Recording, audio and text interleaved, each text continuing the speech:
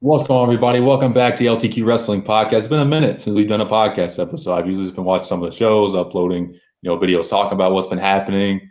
Obviously, a lot of wrestling news. We've had some releases, we've had some, controversies. Wrestling's a never-ending thing, so there's always something to talk about when it comes to the wrestling world. So QJ and Tears, welcome back. I'll start with QJ. How we feeling today? Pretty good. Good to hear. How about you, Tears? Yeah, let's just go. Very enthusiastic that Tears. Let's get into it. So WWE, With the SmackDown, yeah. So WWE, SmackDown had some key moments. The OG Bloodline reunited at the end of the show. They had the fingers pointing to the sky. Everybody loves to see that. Obviously, Sammy Uso, the whole crew back together. They had KO do a pile driver, which you don't see that very often in WWE in any circumstance. So I was surprised to see them do that, but it made it more impactful because you rarely see it there. And they announced a Women's United States Championship, and they're planning on doing a tournament. A lot of fans have been asking for a women's mid-card title for a while. They feel like a lot of the women haven't really had nothing to do, and they could use this. So, Tears, I'll start with you. What do you think about this Women's United States Championship being announced by WWE? I'm, I, I made the argument that WWE has way too many titles that serve no purpose. But I can see that there is a purpose for this one. However, I don't like that it's basically like every other WWE belt where like it's just the males. Oh, sorry, I guess. Basically, I was saying like I don't like that it's basically just the males mid card belts just given over to the females because I like the new U.S. belts design. However, this clearly shows like they're just doing what they always do to where like they just have the belts have no I guess uniqueness. I don't know what you could have done, but I just don't like because if you notice with the belt design, the women's part of the U.S. belt is literally just so tiny that it's just glued on metal, and I don't know what you could have done, but I feel like some effort would have been nice. Yeah, I mean, they've had a minute to really prepare this. I mean, it ain't like it's something they haven't thought about. I've been hearing about this for a few months now. So, I mean, maybe they didn't really think of any ideas for a new title name. I'm not sure. But QJ, what do you think about WWE announcing a Women's United States Mid-Card Championship? Uh, it's pretty cool. Something new, but if people been asking for this for a while, you would think they would put their best efforts. I feel like they just be putting things together and that's it. Um, a lot of laziness. Obviously, we get it. They're making money everywhere else, but I feel like they just like, let's just put this so fans can stop, asking after a while.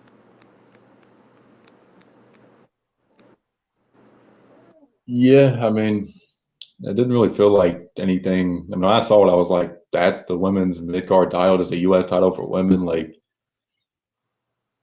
I don't know. I mean, I love the idea of the title. I do feel like it's needed. There's a lot of women. I've already heard, a lot of fans saying Chelsea Green should win it or Michin, aka Mia Yim, should win it. And I'm not going to argue that. I mean, they are valuable to the company. They just haven't really been valuable in that mid or upper main event scene. But WWE on these premium live events, they haven't had time really to put the tag titles on. The tag titles have been really neglected by this company for a minute. I mean, Finn and JD McDonough barely defended them for like 4 months. So it's like there's so many titles. What's going to be? I mean, they barely even make the women's tag before Belair and Cargill held those. Those weren't even that important. So I worry about how important is this championship going to be? If it's a championship that to defend on normal shows and they make it important there, I can understand it. But don't make it where it's okay. This is new. Let's care about it for a month, and then after that, it's just like the women's tag titles were for a while, where it's like, yeah, we'll just have them on here and there, and they're not really important. You got to treat titles like they're important, obviously. And WWE and AEW have a lot of championships, and it's like I just hope they make it important enough compared to some other championships. If not, it's just going to be another title somebody has, and it's just theirs. So Any final thoughts from y'all on this topic? Can't wait to see the women's intercontinental belt because that's gonna. That belt, like I like that they gave that belt, the actual intercontinental belt, like actual some color now, but I don't want to see that on a white stripe, and I do not think it's gonna work well, like at all. I mean, and what you mentioned with the women's tag belts, like I'm gonna be honest, at this point I can't even remember who Belair and Jade beat anymore. That's how far I forgot that they were even a tag team as well. I'm sorry, people. That's just how I feel about the women's tag belts. Yeah, I mean the women's tag titles. I mean they're just kind of there. I think they beat. I always call her Kaylee Ray. Her and Isla Dawn. They beat them for them, and that was it. They haven't really lost them since. So we'll have to see what WWE does with this title. I see the pros. I also see the cons. So Montez Ford has been talking a lot, and he's talked about his frustration with the position in the company between him as a solo competitor and him as a tag team competitor. We're going to talk about a little bit of both. But here's what he said about the handling of the Street Profits in WWE. He said, "We've got new faces showing up on the scene. Our audience naturally tends to forget what we've done and how we've done it. In the now, it is at the point where it's been almost 4 years since we've been tag team champions. I'm not going to lie and say I don't sit here and watch all the comments and everything. I watch everything. We're not in conversations when it comes to top tag teams. We're not in conversations when it comes to anything wrestling related besides getting handled by the Bloodline, and that doesn't sit well with me. So, as well as it is going in terms of being my dream job, it is enjoying as it is frustrating." So, QJ, I'll start with you. What do you think about Montez Ford's comments?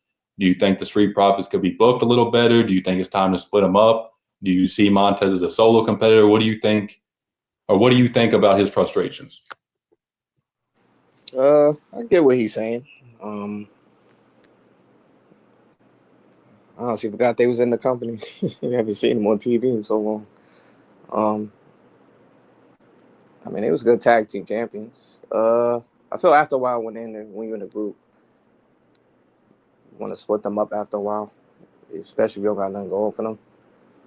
I get where he's coming from, but I don't know. I mean, they focus on other people. That's the problem when you go to these companies. If you don't see nothing happen like a year or two or so, I feel like it's time to kind of just venture out. That's why a lot of other people like left. Well, some got released too, but just kind of gotta like. I feel with these companies, they'll use you for a little bit, they have a little buzz, and then that's it. So I get what he's saying, but I feel you should have just got out of there when you had the chance. Yeah, I mean, Montez Ford is an interesting case, and I'll give my 2 cents on it after Tier speaks about it. But I mean, they've been there for. I mean, I for one was a huge fan of them when they came out of NXT. I thought they just had the vibe and the charisma to the team, and WWE just kind of made him like everybody else. We just stopped caring after a while. But Tiers, what do you think about Montez Ford's frustration with the booking of the Street Profits?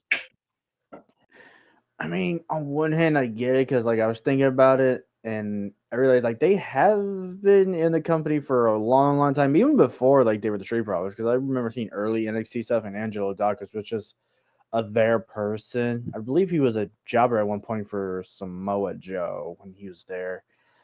But besides that,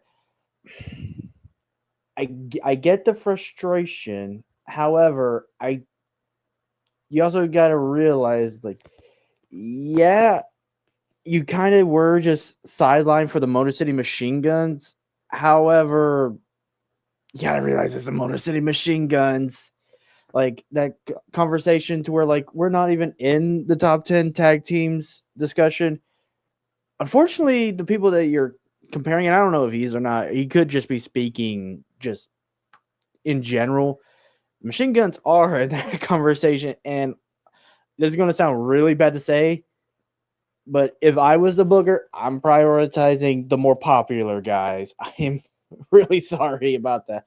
But you just got to think of it also like a business standpoint. Like he said, like it's his dream job. However, half of that is your job. There's going to be things that you happen that you probably will not like. And, if you keep the patience, because like I said, like this was forever before the Street Profit even won their first tag belts. I'm sure they will win them again eventually. Yeah, I mean, I'm sure they will. I mean, they are facing Motor City Machine Guns next week for the titles on SmackDown. I highly doubt they win, but I mean, at least they're on TV. So for me, listen, Montez Ford, I think he's got all the tools to be a solo competitor. He's also talked about how he's kind of frustrated. He hasn't really gotten opportunities to sell. I mean, he was in that Elimination Chamber, and unfortunately, I watched him and Belair's show they had, and it felt like they were only pushing him as a solo competitor just to have some footage for that show. As screwed up as that sounds, that seems like really the only reason they did it, because they stopped pushing him as a solo after that. I mean, the Street Profits are a great team, and they got, charisma. They got the vibe in the entrance, but after a while, after that wears off, then what? And there was a lot of good tag teams in WWE, DIY, Motor City Machine Guns, the Usos, they get back together.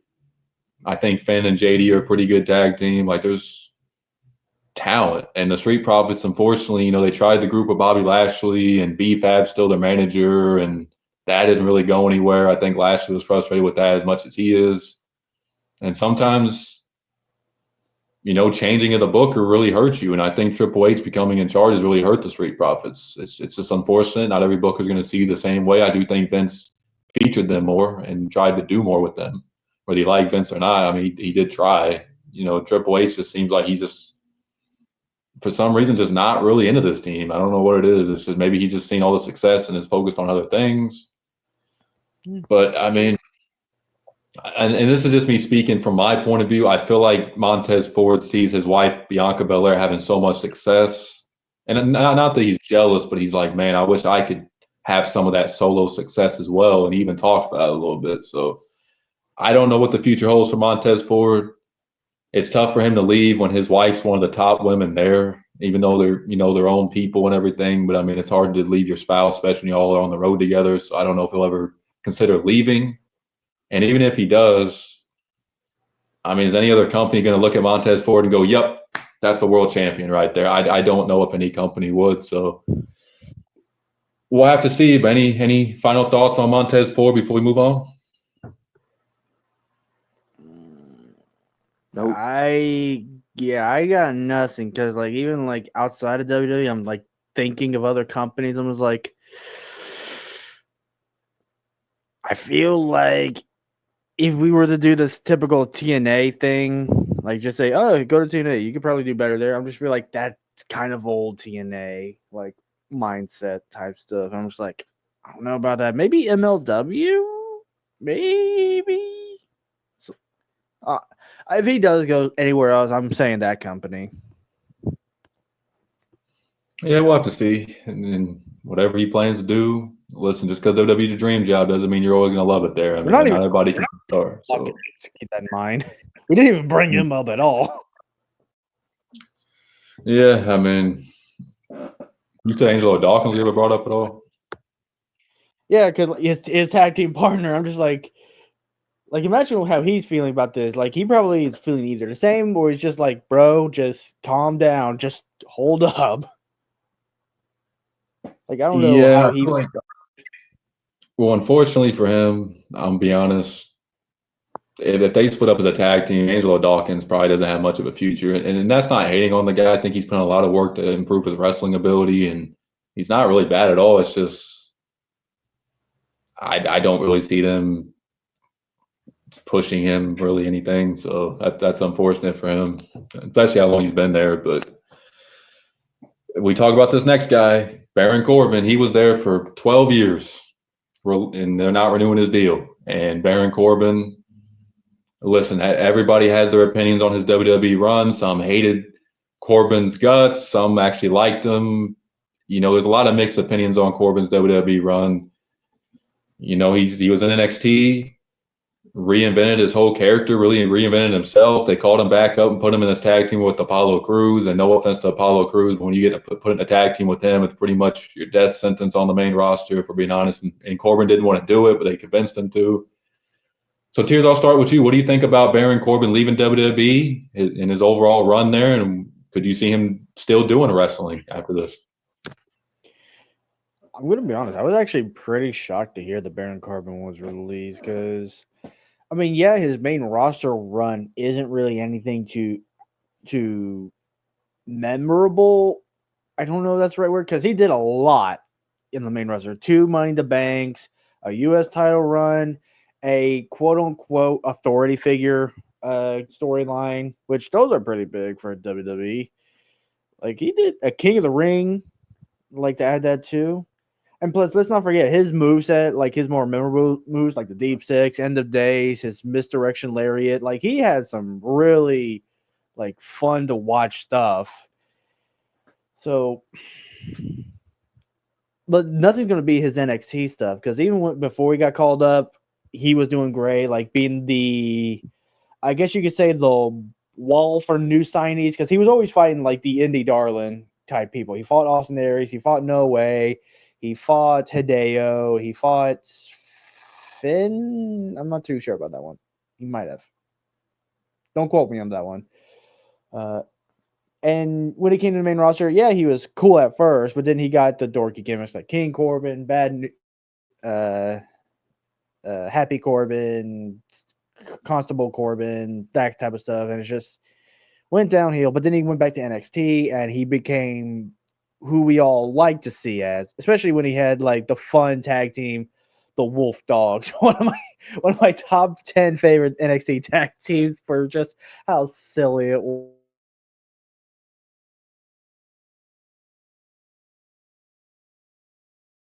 I think Tears is having audio issues again. Tears, if you're listening, your mic cut out. Heads up. I think I'm gonna miss him. I genuinely think I am.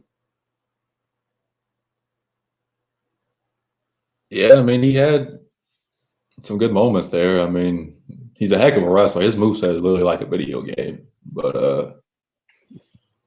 I guess before QJ goes, I'll give my thoughts. So Corbin, I like him a lot. I did think he was kind of the victim of just poor gimmicks. I mean, and he made the most of them. I think somebody commented. I think he posted like a YouTube video or a TikTok of him cooking because he likes to cook and stuff. And they said, I'm going to miss you, Corbin. You made the most out of some horrible creative. And he said, I tried my best. I always tried my best with whatever I was given. So I give him a lot of credit for that because they gave him some really bad gimmicks. The homeless Corbin, which I think a lot of people actually like that. Constable Corbin, Happy Corbin, Sad Corbin. Lone Wolf was really good. His before Vince got a hold of him gimmick. So, I mean, I think he's had a solid run. He's done a lot more than others would do. I think he could have been a bigger star if they booked him correctly? Yes. He did improve his mic skills. He was really bad on the mic when he first got up there. Vince was a huge fan of Corbin. He tried, and sometimes that was a bad thing with Vince. We saw with Roman Reigns where he tried too hard to get people to like him, and it got people to hate him. So I do think Corbin was a victim of that. Do I see him continuing to wrestle? I mean, he's a guy who has a lot of talents. I mean, he really is a Golden Globes boxer. He could go back. Maybe a boxing company gives him a call and he goes and does that. He cooks. He's a former NFL player. Like, he's got a lot of stuff he could do outside of wrestling. So, I mean, I don't really think he needs to. He's probably saved his money pretty well the last few years. He was with them for 12 years. He probably got an extension that gave him a lot of money. So, whatever Corbin does, I'm sure he'll be fine. He's got a lot of, hobbies he can do. But, QJ, what do you think about Baron Corbin leaving? He will be missed. Baron Corbin was one of them slept on wrestlers. Fun moveset, like I said, it's like we was playing a video game watching him. He did have some gimmicks. Some was iffy, but he just went with it. That's the problem. You could do whatever for the company, and I mean, they could just release you just like that. No matter how long you've been there. Still this day disappointed with that Money in the Bank cashing. I didn't like how they did that. Do miss his NXT run though. It's definitely good. That's the problem. NXT it seems like a lot of people have good runs there. Obviously, it's a different audience, but then main roster, you expect it to be better than your NXT run, but different crowd, obviously, and everything. But I know it's all for story when you get to the main roster.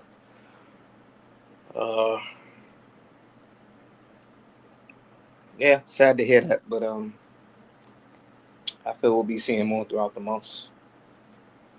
I honestly forgot he was in there. Honestly, people said they remember him from only when he was fighting Roman Reigns so much, shoving that down our throats. I forgot about that. Seems that's all they really remember him as, like people I've asked outside. Yeah, I mean, like you said, he's been doing other stuff. You said cooking and all that. I don't know if he'll get back in the ring, wrestle somewhere else, but I mean, depends on how he feels, whatever he's passionate to do, and just go from there. Yeah, I mean, we'll have to see. I mean, yeah, I think he's 40 years old, which in wrestling is not old at all. I mean, look at Bobby Lashley. He's close to 50, and we'll talk about him in the next topic. But I mean, 40 is not old in wrestling.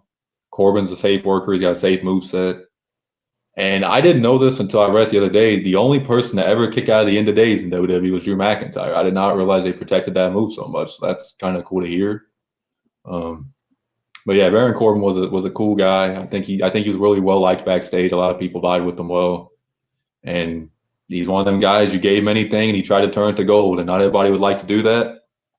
Some of his gimmicks, like we said, were just, he probably made them better than they probably were going to be. Like the homeless Corbin, I'm sure Vince wrote some stupid stuff for that, and Corbin made it funny. He tried his best, and he was even growing out his beard and everything. He tried. So credit to him, whatever he chooses to do next. I know everybody's going to say AEW. I don't see Corbin go to AEW. They have so many people there, it would make no sense. If he did want to continue wrestling and really didn't worry about the money, maybe he goes to, maybe he goes to New Japan and really does what AJ Styles did, goes there and really perfects his craft more, and maybe tries to get back in WWE in the future. You never know, but all success to Baron Corbin. I enjoyed some of his run. It wasn't really in his control for the most part. So we'll see what's next for Baron Corbin. So AEW has signed Bobby Lashley. I'm pretty sure they're called the Hurt Syndicate, if I'm pronouncing that right.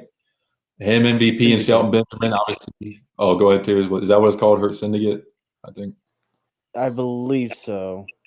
At least the word. That's how you say the word. Okay.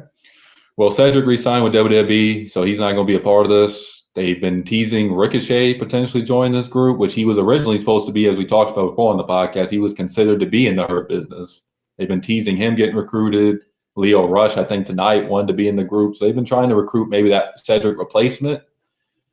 But QJ, I'll start with you. Do you have confidence that AEW will book Bobby Lashley, Shelton, and MVP correctly, or do you think it's going to be another example of them being, important for a little bit and disappearing? It looks like they're going to be feuding with Swerve to start off.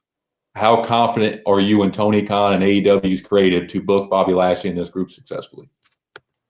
I mean, we've been watching AEW for a minute. We know how they do. They'll put you in something real big up front, and then after a while, you'll see it just shift away. So we've been watching this company for a while. I don't know. Can't really trust him. Like I feel he'll be good for a good moment, and then we'll be over here asking, man, what happened to Bobby Lashley? What happened to all these people? And that's the problem when you have all these top stars signing all these people over there. So it's like, how do you use all of them? I mean, remember what happened with Ricochet Ospreay, how they made that so fast, which that shouldn't have been that quick. So I don't know. Not too confident with this one. And what about you, Tears? How are you feeling about AEW booking Bobby Lashley, MVP, and Shelton? I can see Lashley being important because Lashley always has that presence of just like a dominating force everywhere around him. But for Shelton, I just feel like they need to give him a tag partner to rely on. MVP could be a good manager. There's that. But as a group, it's going to be lost in the wind. I just feel like it's just instantly going to be like, oh, okay, and oh, they're here. That's it. That's all I'm gonna say is like, oh, they're here. Unless you actually push them like to be relevant, which I can't imagine they will. They have honestly, and AEW fans are gonna hate me for this. Too many storylines going on that involve around the big belts, the main storylines. Like, what is the main storyline right now for AEW? Yeah, because they got a lot going. I mean, they got him and Swerve. They got Hangman and Jay White. They got Moxley's group attacking everybody. Yeah, I mean, they do got a lot going on. So, I mean, hopefully this doesn't get lost in the shuffle too much. They also got Ricochet and Takashita. I always botch his name. Positive I did. But that feud's going on. For me, I mean, I'm a huge Bobby Lashley fan, but I know a lot of people are upset about WWE not really booking them or whatever, and I understand it. But if anybody gets a chance, go listen to Bobby Lashley's recent interview, and he talked about some of the ideas he pitched. And thank goodness Triple H did not listen to these ideas. And I'll say him.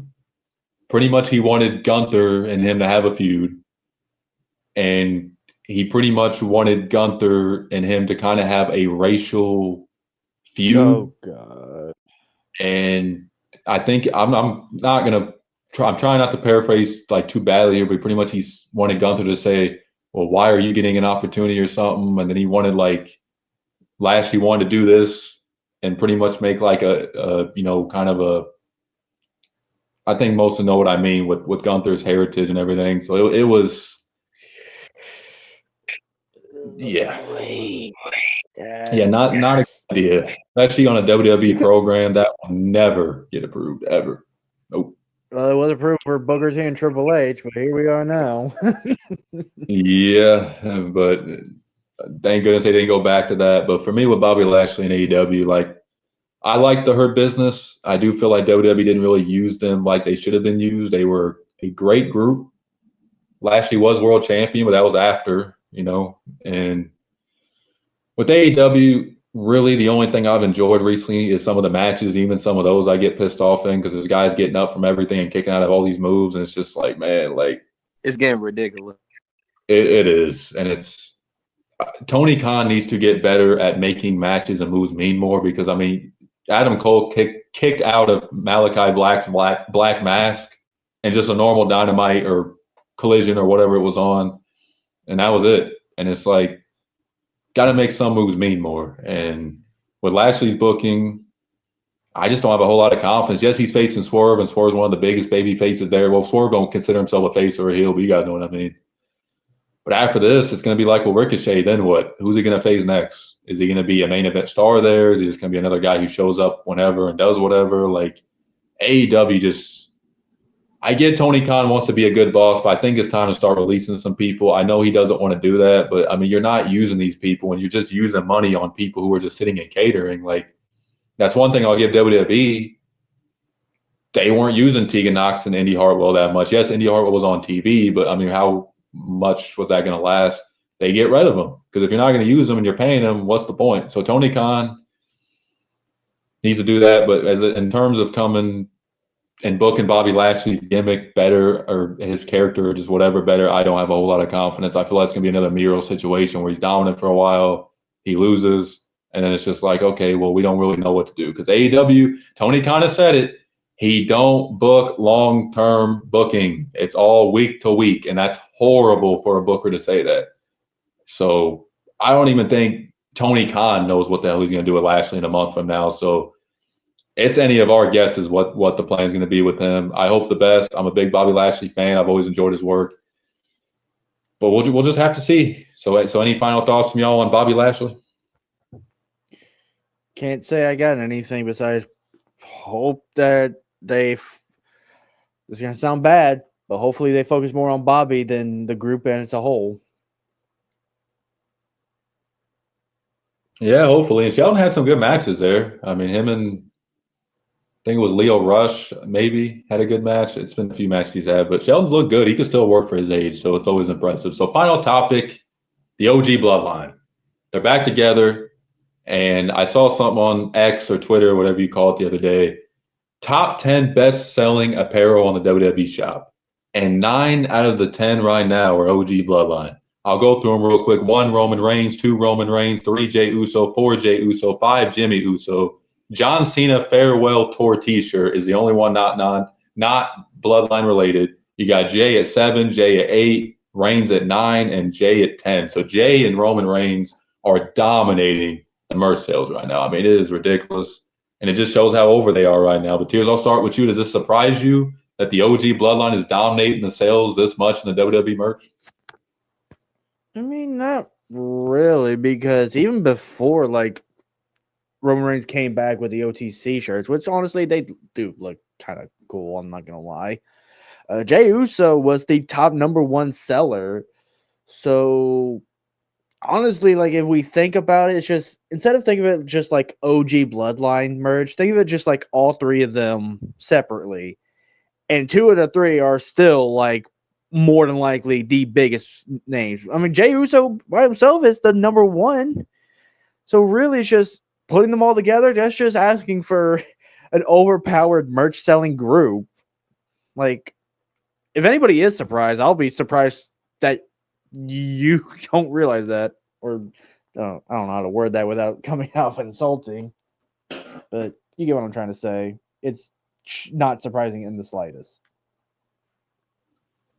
Yeah, it's definitely impressive for them. QJ, what do you think about Reigns, Jey, and Jimmy Uso dominating the merch sales? Obviously, your boy Cena's in there in the top 10, but what do you think about the rest of them being in there?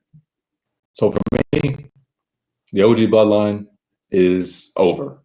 I mean, they're over as you're going to be. And am I the biggest Roman Reigns supporter in the ring? No, I think he can be very boring, but he doesn't have to be very entertaining when he's selling this much merch. He just came back. He's already #1.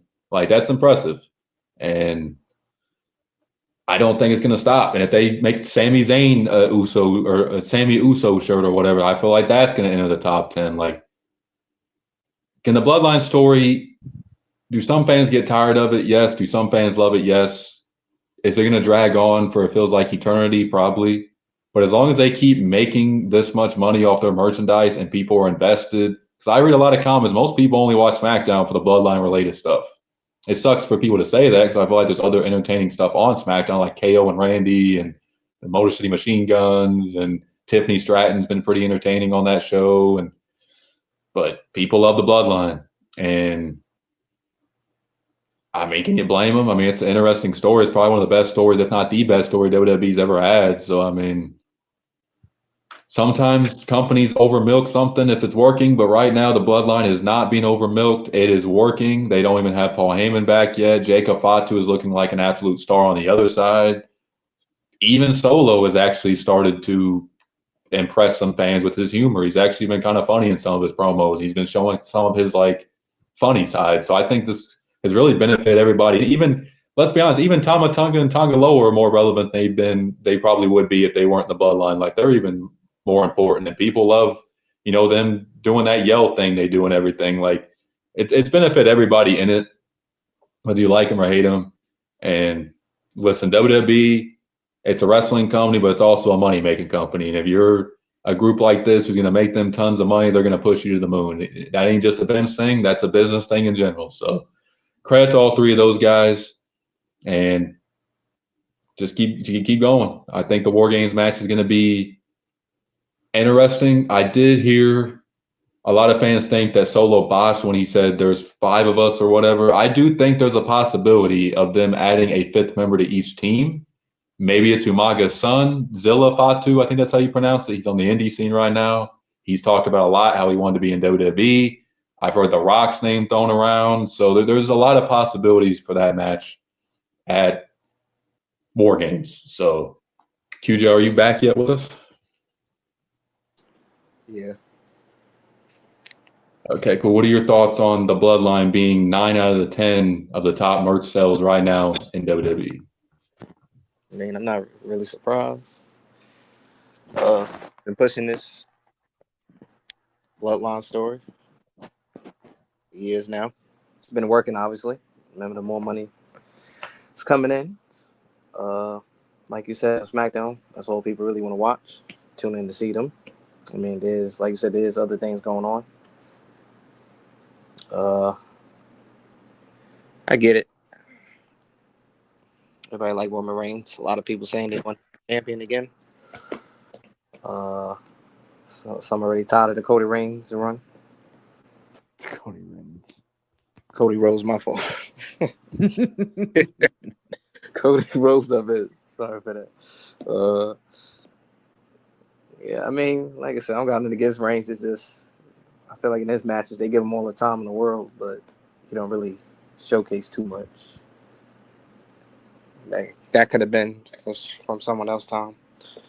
Could have gave that to another wrestler. But yeah, they gonna keep doing what they doing. It's obviously business. Business is always about making money. So if you can make the money, like you said, they'll push you to the moon. So yeah, the sales is just gonna be dominating for a while. Yeah, I mean, the Bloodline sells. OG Bloodline, new Bloodline probably ain't selling as much, but Do they even have I mean, merch? yeah, I think so. They should. I know Solo has some merch, but I don't I really know think Jacob Solo's gonna be. went werewolf Yeah, shirt. I don't know if that's yeah, WWE or him.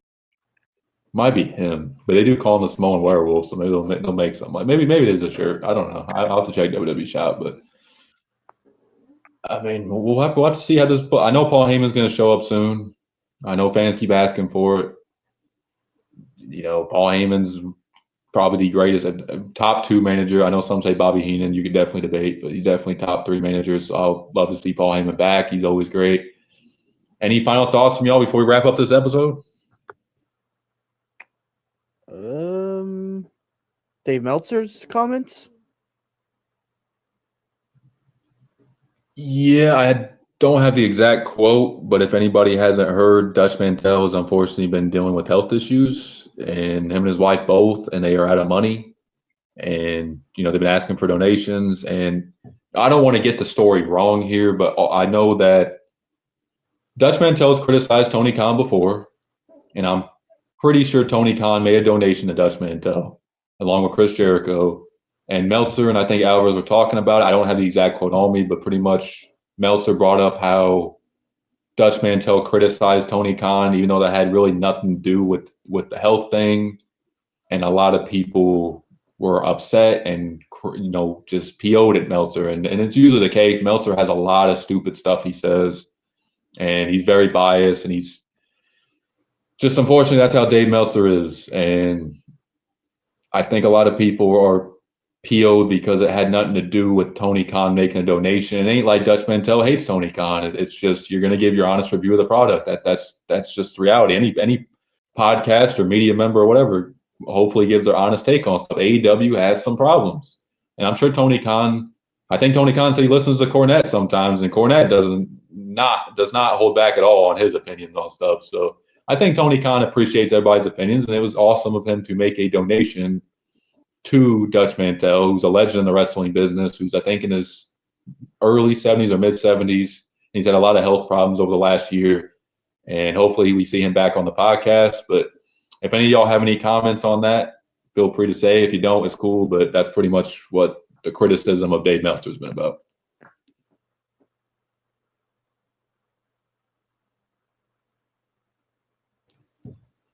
So any comments from y'all on the Meltzer situation? Oh, okay. My only comment is that I don't understand how Dave Meltzer could just be like how Tony Khan like invested in helping Dutch Mantel and thinking like why or like what to do about that, like because Dutch has been criticizing Tony Khan. Like those two things have nothing to do with each other. Don't start issues. Why would you ever want to be that guy? It's where like, oh, he funded your medical care. Now you have to say only positive things about him. Like, no, being okay with does not mean you can't be criticizing. Like those two things have nothing to do with each other. So don't make issues that do not exist.